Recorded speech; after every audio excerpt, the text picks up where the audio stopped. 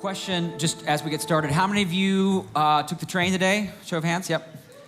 How many of you are never taking that train again? Like, no way. I mean, yeah. I mean, you guys are the remnant that are here. If you took the train and you're still here, I know some folks, it was just too much. I get it. Stephen told me whoever came tonight would get free registration next year. So, I don't think I was supposed to say that, but that's okay. It's on Stephen now. I want to get the juices flowing a little bit. I want to start with an interactive exercise just to kind of get us moving a little bit. I want you to find somebody that you don't know. I want you to tell them your name and your favorite food and how often you eat it. So name, favorite food, how often you eat it. 1, 2, 3, go. Do it right now.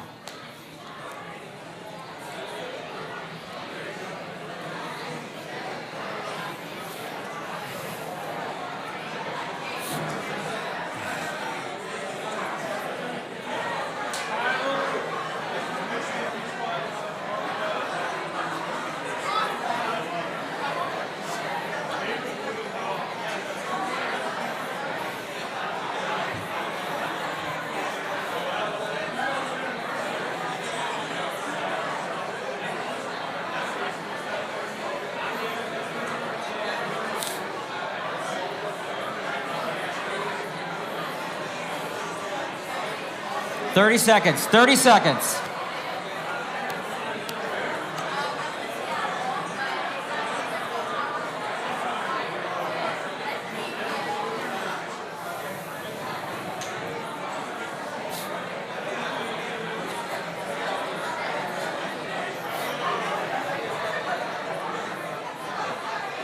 All right, let's bring it back in.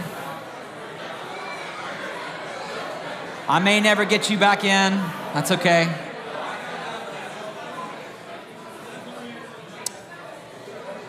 I don't want to do any actual like public shaming, but was there any strange favorite foods anyone wants to call out? Just anything that was just you were surprised by? No. Okay, great. All right. I thought that might be something fun, but no. We're all tired. It's okay. Here's my question we're going to start it with. What are you hungry for when you're not hungry for food? In other words, what do you crave out of life? What is that appetite inside your soul that's filled with all sorts of desire? What is it chasing after? What are you longing for? What are you living for? Maybe for you, it has something to do with success or achievement or leaving some kind of legacy. Maybe the longing inside your soul has something to do with approval or applause. If only people will think well of me, gosh, that would satisfy something deep in my soul. Maybe for you, the longing has to do with security or comfort or a sense that things are going to be okay. And if you've got circumstantial okayness, like you feel like it's meeting all the desires of your heart. Maybe for some of you, the longing has to do with connection or belonging or something that would make that sort of existential sense of loneliness that finds its way in and you can't get it out. It would meet that need. You'd feel satisfied. You see, inside every human heart, yes, we have an appetite for food. The body has a stomach. But inside your soul has cravings, longings as well. And here's the kind of insight that you need to start with, or we're going to start with today. What you're hungry for determines what you're living for. Not what you say you're living for or what you even want or aspire to live for, what you're hungry for, what you're craving, what your soul is chasing. Whether you're aware of it or not, that's going to drive your life in so many ways. So, what are you hungry for? What do you crave most? Here's another question. What do you do with those desires that nothing seems to satisfy? Like it's just not ever quite filled or fulfilled in you. Some years ago, I was sitting at an airport and I was waiting to board a flight and sitting at one of those restaurants in the airport where everything's about 12 times more expensive than it should be and having some food. And there was a man who sat next to me and we started talking and turns out he was the CEO of a really significant tech company. And he had already achieved in his life. He was younger than I was and had already achieved in his life more wealth and status and success and kind of esteem, than I ever would or probably will, and that more than most of us. And yet, as we had this conversation, he was vocalizing, expressing this deep restlessness inside. In fact, he'd actually booked like the nicest room in the nicest hotel somewhere on one of the islands of Hawaii to go and try to find some satisfaction, some peace, something that would bring contentment to his soul. And as we talked, he shared he was already worried. He was concerned that even if he went and did this trip, it wouldn't actually work. It wouldn't satisfy the desires of his heart. And you know what? He was right. It wasn't going to. And so as a pastor, I felt like I had to say something or communicate something to help him in that moment. So I said, I would be willing to go and stay in that room for you. Point of that story is we all have these longings, these cravings, these desires that nothing in this world seems to satisfy. No matter what job you have or what income bracket you're in or how much popularity you gain. Which brings us back to the theme that we're working through in the evenings together, the blessing in the brokenness. The blessing of God mysteriously finding its way into our life through the brokenness and the frailness and the weakness of life. We've been walking through those great opening words from the Sermon on the Mount, the Beatitudes, which are not attitudes we're called to go out and do our best to have. They are the conditions of life in which we often find ourselves in if we're willing to admit it. Poverty of spirit and mourning and pain. And that's where God blesses us in spite of our condition. Remember, he didn't say, blessed are the wealthy, or blessed are the popular, or blessed are the satisfied, but blessed are the poor in spirit, and blessed are the brokenhearted. Which brings us to the blessing I want to talk about tonight. We're going to skip up to the fourth beatitude. We're going to skip number 3, blessed are the meek. The meek don't like being talked about, so we're not going to talk about them. They don't be in the spotlight. We're going to talk about the next one. Jesus shifts from speaking about our spiritual condition or our pain. Now he's going to talk about our desires and our longings. Here's what he says. Matthew 5:6. Blessed are those who hunger and thirst for righteousness. Blessed are those who hunger and thirst for righteousness. Now, the first thing I want you to notice before we move into this phrase is the blessing here is not for those who are already satisfied with their life, already content, already doing great, already feeling full and fulfilled. The blessing here is for those who are not. The blessing is for those who hunger and who thirst. This is for the dissatisfied, the discontent, the constantly let down. Anybody else ever been let down in life or feeling let down? Got a really goofy illustration of this. It's a true story. I read about this guy named Scott Ensminger, who was a diehard fan of the Cleveland Browns. Any Browns fans with us? Oh, wow, we got a couple of hands. Well, we have people who can pray with you after the service, if that's something I know that might be needed. For those of you who don't follow professional football, the Browns are one of the losingest teams in football history. They are one of 4 teams that have never made the Super Bowl. They are the only NFL team who have not had a division title this century. They have only 4 winning seasons in the last 25 years, and they've come in last in their division 17 of the last 25 years, including going 0-16 in 2017.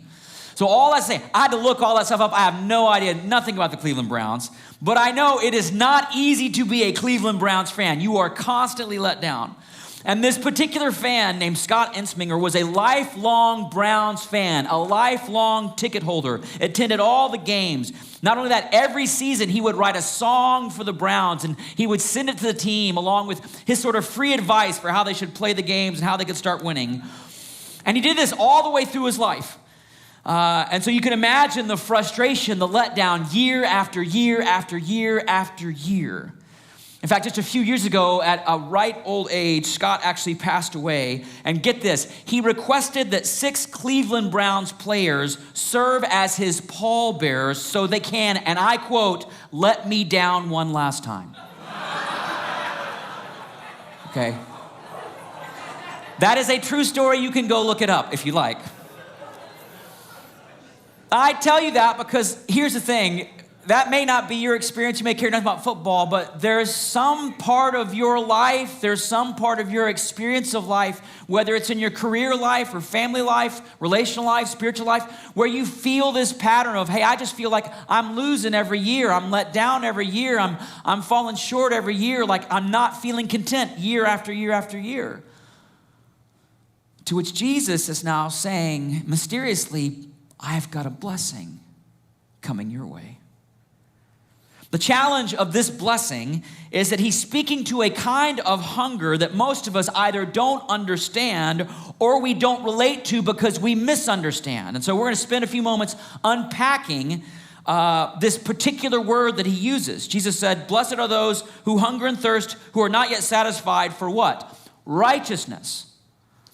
To which I want to say, really? I mean, I know we're at camp and we're people of faith, and so that's a word we're supposed to sort of jump up and say amen about, but let's be really honest, righteousness, not the sexiest word, not something most of us wake up feeling like I really can't wait to have some more righteousness in my life, because most of us think about righteousness in terms of rules. Or following rules, or how well I'm doing at following the rules. And let's be honest, nobody wakes up going, God, if you could just bless me with a few more rules I could follow, I would feel so satisfied. My kids have never once come to me saying, Dad, if you could just give us a few more rules, we would never complain again. Not once has that happened. The good news is Jesus is not saying, blessed are those who hunger and thirst for more rules to follow. He doesn't even say, blessed are those who are really good at keeping all the rules. He says, blessed are those who hunger and thirst for righteousness. And he uses a very unique word. It's this Greek word, dikaiosune. I think we might have it for you. Do we have that? We may not have it. We don't have that. We may have it? No, we don't have it. Dikaiosune. It's a word that sometimes, there it is. It's sometimes translated as justice or fairness. And it's a concept that you can find all throughout the Bible. But this idea of justice or fairness in the Bible is quite different from how we often think about it today. In our modern context, and this is just kind of to illustrate, we will think of justice or fairness primarily as a legal concept. It's about balancing the scales, if you will. Some of you will know this picture. I have a picture of Lady Justice. There it is. This idea of blind justice, impartial. Is it fair or not fair? Keep things even. Cold, impartial, impersonal, how to balance the scales. That's how justice is often conceived in our day. A story just to illustrate, I got to experience this kind of cold, impartial justice not long ago when I was unjustly issued a parking ticket. Anybody ever been issued a parking ticket? Yep, a few hands. It's always, when it's somebody else, it's always justice, but it's always unjust when you get the parking ticket, right? And it was certainly not just in my case. How do I know? Because here's the thing. I got the parking ticket. It was on the ticket at exactly 3 p.m. But I had paid to park at exactly 3 p.m. And I had a receipt to prove it.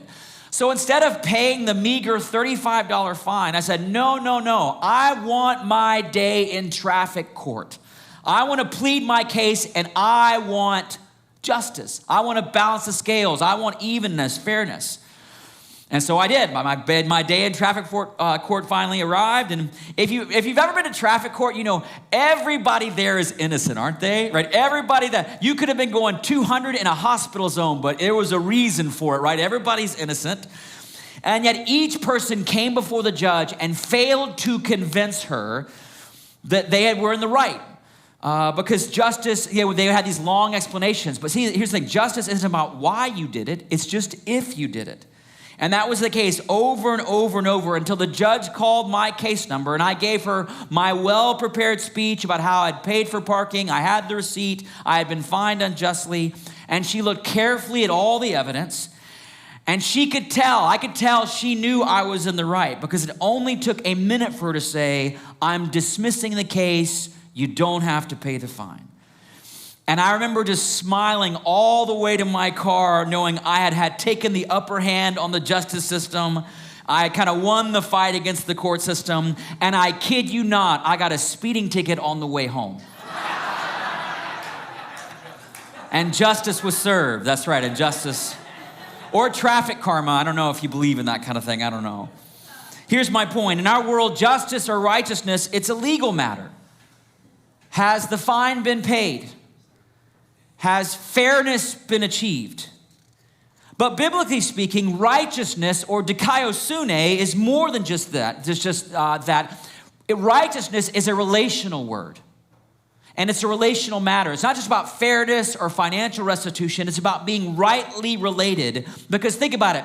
You can pay a fine for a speeding ticket and still resent the police officer who issued it. In fact, most people do, right? In other words, you can balance the scales and still break the relationship. Great picture of this in the Bible is found in the story of the prodigal son. Many of you know the story of the prodigal son. He goes to his father, asked for his share of the inheritance, went off to the far country, made bad choices, lost everything, brought shame on the family. But then he came home and he was not only welcomed home by his father, he wasn't required to pay anything back. He wasn't asked to now measure up and prove his worth.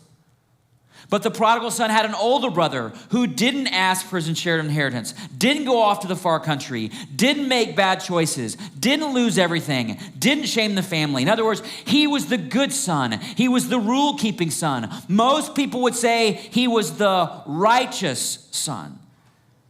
And yet, his focus on keeping the rules did not protect his relationship with his father. In fact, quite the opposite, because by the time the prodigal returned home, the older brother had become angry, resentful, entitled. And when his father pleaded with him to come in the house, look at what he says to his father. He says, "Look, all these years I've been slaving for you and never disobeyed your orders." In other words, I've kept the rules. Yet you never gave me even a young goat so I could celebrate with my friends. But when this son of yours who has squandered your property with prostitutes comes home, you kill the fatted calf for him. In other words, he's saying, I'm righteous according to the rules. I'm righteous according to fairness and balancing the scales. I've done all the right things. And yet, inside his heart, the older son had grown to resent his father. Because you can keep the scales balanced, friends. You can follow the rules and lose the relationship. Side note on this, friends, is the great spiritual sickness that plagues so many people in churches today. This older brother syndrome in which we believe that our status in God's family is achieved and maintained in how well we can follow the rules. And so what do? We serve and we give and we obey and we try to be really nice people year after year after year, totally unaware that we're not living like sons and daughters, we're living like slaves and servants. Until a lost son or daughter comes home, someone who hasn't kept the rules, someone who hasn't measured up, and we see how God loves them and restores them and blesses them, never once asking them to pay anything back. And what happens? We get angry. And we feel that judgmental spirit inside. And we expect them to have some kind of a plan to make up for all they've done wrong. I wonder how much church ministry is just older brothers creating plans for younger prodigals to make up for what they've done wrong. And you wonder why more prodigals don't want to come home. And we look to God and we say, that's not fair, because righteousness in our eyes is fairness according to the rules. So why am I telling you all this? Long detour. Because the righteousness that Jesus is speaking about isn't about being right according to the rules. It's about relationships being made right. Spiritually, our relationship with God. Relationally, our relationship with one another. And even the relationship we have with ourselves. Your relationship with yourself. And by the way, this is why the prodigal actually went home, right? He was not just starving for food. He remembered the goodness of his father. He longed for that restoration with his father. He longed to be made right, not just fairness and balance, but right with his father. And that's true of you and it's true of me, because here's the thing. This is what your soul is actually most hungry for. More than you actually crave success or status or security, your soul longs for dikaiosune. Your soul longs for right relatedness Again, spiritually, relationally, and just existentially with yourself. Which brings us back to the promise of the fourth beatitude, and now we're ready to hear the good news of this blessing. Jesus said, "Blessed are those who hunger and thirst for right relatedness, for they will be satisfied." They will be filled. That word Jesus uses for being filled is the same word, or it comes from a word that means green pastures. It's a place where a shepherd would lead his flock so their hunger could be satisfied. In other words, Jesus isn't just interested in keeping the scales balanced. He's interested in things, your relationships being made right with him, with others, with yourself. And remember, here's the good news. This blessing, this right relatedness, isn't for the righteous. It's for those for whom this righteousness is painfully missing. Those who hunger and thirst for righteousness. In other words, you can hear Jesus saying, "Blessed are those whose hearts are devastated by the way sin has destroyed a relationship or their marriage or some relationship in their family." Or blessed are those who can see not just the ways others have been wrong, but the way they've wronged others. And they feel the brokenness of those choices. See, Jesus is speaking to that deep level of desire in each of us for how we have fallen short, not just in the rules, but with each other and with him. Many of you know these words. This is how Paul described our condition. He said, "There is no one righteous, rightly related, not even one. No one will be declared righteous or rightly related in God's sight by the works of the laws. The rules won't cut it.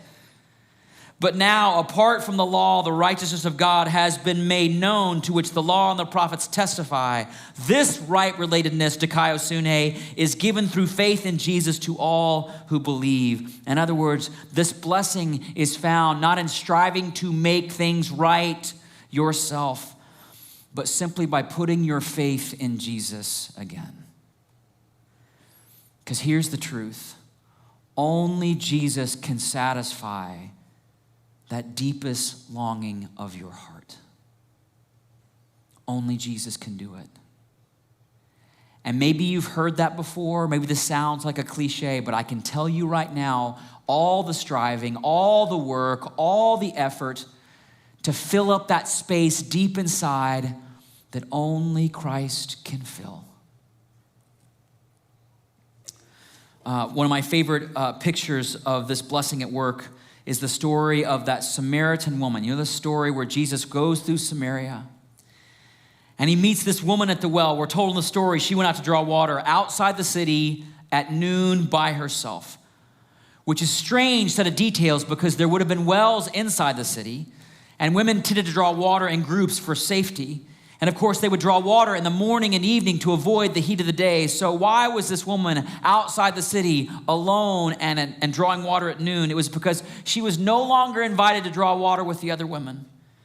And of course, later in the story, we found out why. She'd been through 5 marriages. She's now living with a man who wasn't her husband. And by the way, these were not just bad decisions. She was caught up in a system that was not very friendly to women in that day. So you could say she's about as far from dikaiosune, right relatedness, as you could be. So much so that when the disciples saw Jesus speaking with her, they were so shocked they couldn't even speak. Even Peter was speechless, and Peter is never speechless. And yet it was in that place of great brokenness that she was offered this amazing blessing. Jesus came to her. What did he say? He says, "Everyone who drinks this water will be thirsty again. But whoever drinks the water I give them will never thirst. Indeed, the water I give them will become in them a spring of water welling up to eternal life." In other words, and here's the take home, or this is what I want you to take with you this week or this night. You have been drinking. If you feel unsatisfied, that longing in your soul, it's a sign that you're drinking from the wrong well. You're going to the well of success and it's leaving you thirsty. You're going back to the well of reputation over and over. It's leaving you thirsty. You're going back to the well of being that perfect parent or perfect looking parent. It's leaving you thirsty. You're going back to that well of temporary pleasures and comforts, leaving you thirsty. You're going back to the well of bitterness or resentment or holding that grudge. It's leaving you thirsty. Because what you're hungry and thirsty for isn't just pain, or is it relief from pain or temporary comfort? Your soul is longing for right relatedness. And only Jesus can fill that, friends. Quick story, and I'm going to close a little early because I know we're all tired. I have a good friend named Kevin. And Kevin walked through a season in his family and his marriage, real painful, real difficult. In fact, he would say that he and his wife basically hurt each other in about as every possible way as a couple can. And they went through this incredibly painful season where it just felt like we're just never going to make it, not going to be content, not going to be able to get out. And maybe some of you have been in a place like that. And what Kevin discovered and what he shared with me in that is that what he told me is that I was putting my wife in that part of my soul that only Christ can fill. And so here's my question for you. What have you put in that part of your soul that only Jesus can fill? Because that discontent in your spirit is a sign that you've put something else there. Because Jesus' promise, his blessing for those of us who are unsatisfied, discontent, frustrated, let down over and over is, I have a blessing for you. I'm going to pour my spirit into your life and it will satisfy you. It's a promise, it's a promise, it's a promise. So what do we have to do? You just have to ask. Look at what Jesus told that woman. He said, if you only knew the gift of God and who it is that asks you for a drink, you would have asked him and he would have given you that living water. And so we're going to take a little extra time, a few extra moments now to do a little asking of God. So if you just close your eyes, bow your heads for a moment. And we got plenty of time. And so I don't want to rush this. I truly believe more important than any words I say are the words that you say to God right now. Because this moment is about what your soul is craving the most, what you're longing for in the deepest part of who you are. And I just want to ask you, what have you put in that part of your soul that is meant for Jesus and only Jesus can satisfy? Is it a person? Is it a desire? Is it to belong or be loved? Is it an achievement, status, popularity, success, security? What you're hungry for drives what you're living for. And until you ask Jesus to fill that part of your soul, you're going to be running in circles, feeling let down day after day after day. But friends, there is a blessing. There's a blessing. There's a blessing for you. But you have to ask. And so Jesus, right now, we're going to come before you. And we're going to bear that part of our soul right now to you. That innermost part of who we are. That place of deep discontent and longing and desire. You've created that. You built that in us. And you long to meet it again. And so, Jesus, we ask for you to fill us up with yourself. Fill us up with that living water. Fill us up with who you are, that we might not hunger and thirst for all those wells we keep drawing water from, that just leave us thirsty. And Jesus, in that, you promise to give us that right relatedness, that righteousness with you and with others and with ourselves that will satisfy our longing for things to be made right in our lives. That's part of your promise. And so we want to ask you to do that right now, that you would bring that right relatedness into us and through us, that we might be right with you and right with those around us and right with ourselves, not in a rules sense, but in a relational sense, based on love and trust. Jesus, we love and we trust you, and we're so grateful for your blessing upon blessing upon blessing for those of us who are hungry and thirsty for more than this world has, more than this world could ever offer, more than all the wells could provide. Jesus, give us yourself as we go into this night together, and we pray this in your name. And everybody said, amen.